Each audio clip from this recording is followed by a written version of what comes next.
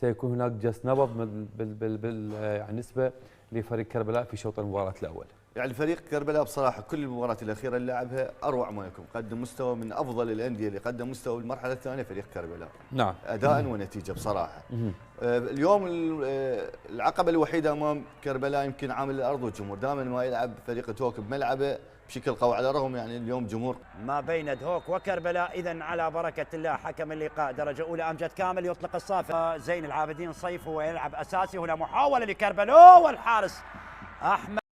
محاولات دهوك بدأت على مرمى نادي كربلاء في محاولة تسجيل خطيرة لزيار يعيدها للخلف وزاكري، لكن نتائج كبيرة حققها دهوك على كربلاء. ومرة أخرى كربلاء ورضا يسدد على المرمى، لكن الحارس حاول يبعدها إلى ركنية لكربلاء داخل منطقة الجزاء. إبراهيم خطأ على إبراهيم موسم 2004-2005. محاولة لدهوك لكن هذا في 13 وخسر في 9.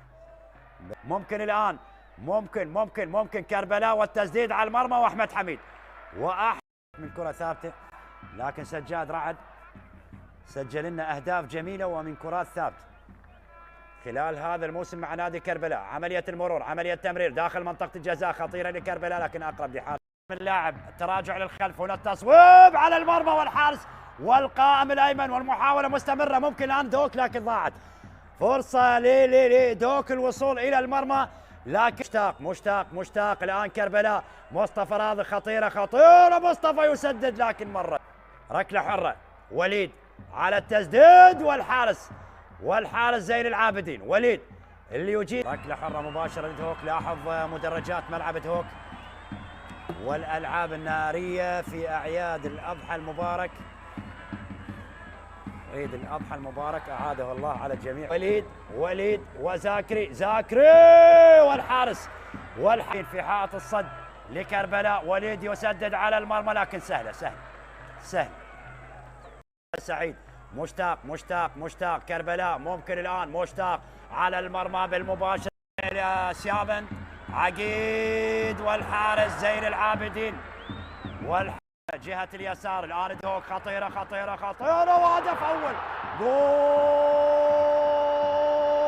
أول.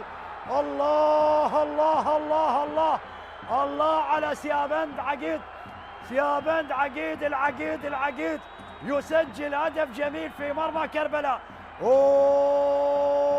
اللحظات الأخيرة مثيرة لدهوك بهدف أول رائع.